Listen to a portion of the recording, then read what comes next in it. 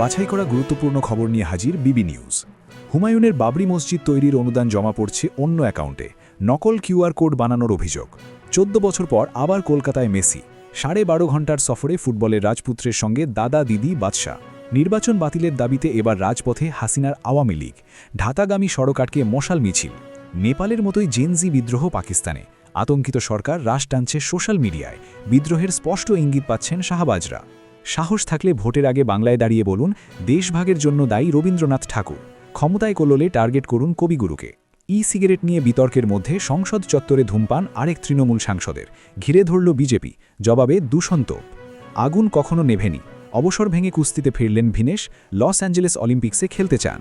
সাংবাদিক সম্মেলন চলছিল, তারই মধ্যে মহিলা সাংবাদিককে চোখ মেরে বিতর্কে জড়ালেন পাক সেনার লেফটেন্যান্ট জেনারেল আহমেদ শরীফ চৌধুরী।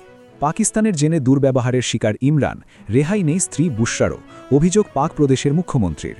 বৈঠকের জন্য পাক প্রধানমন্ত্রীকে ৪০ মিনিট অপেক্ষা করালেন পুতিন, তারপরেই শরীফ ঘটালেন অদ্ভুত কাণ্ড, ভাইরাল ভিডিও। বিমান ভাড়া সারা বছর বেঁধে দিতে পারে না সরকার, উৎসবের মরশুমে বাড়বেই, সংসদে বিমানমন্ত্রী নাইডু। শুক্রবারও ডিজিসিএ গঠিত 4 সদস্যের কমিটির জিজ্ঞাসাবাদের মুখে পড়তে হয়েছে ইন্ডিগোর সিইও পিটারকে। ইন্ডিগোয় বিভ্রাট খতিয়ে দেখার দায়িত্ব রয়েছে এই কমিটির ওপরেই। এবার পৃথকভাবে তদন্তের সিদ্ধান্ত নিল উড়ান সংস্থাও। নির্বাচন কমিশনের শুনানির জন্য প্রতিটি বিধানসভা থেকে দিনে অন্তত ১০০ জন করে ভোটারকে ডাকা হবে। শুনানি করবেন কমিশন নিযুক্ত অ্যাসিস্ট্যান্ট ইলেকটোরাল রেজিস্ট্রেশন অফিসার এআরএরা। এর জন্য প্রতিটি বিধানসভা এলাকায় ১০ জন করে এআরও নিয়োগ করা আছে কমিশনের। সূর্য শুভমনের টানা ব্যর্থতার সঙ্গে গম্ভীরের উদ্ভট পরীক্ষা নিরীক্ষা। বিশ্বকাপের আগে ভুলভুলাইয়াতায় দিশাহীন ভারতীয় দল।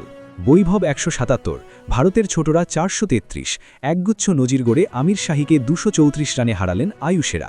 অনূর্ধ্ব-১৯ এশিয়া কাপে আগামী রবিবার ভারতের প্রতিপক্ষ পাকিস্তান। ইতিহাসের সবচেয়ে সস্তায় মহারণ দেখার সুযোগ, নিমেষে শেষ বিশ্বকাপের ভারত-পাক ম্যাচের টিকিট। আইসিসি বলছে এর চেয়ে কম মূল্যে আর কোনোদিন টিকিট বিক্রি হয়নি। ২৫শে ডিসেম্বর বাংলাদেশে ফিরবেন খালেদা পুত্র তারেক, ঘোষণা করা হলো বিএনপির তরফে।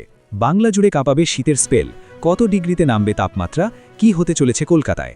আবহাওয়ার সব খবর পেতে বিবি নিউজের পর্দায় নজর রাখুন।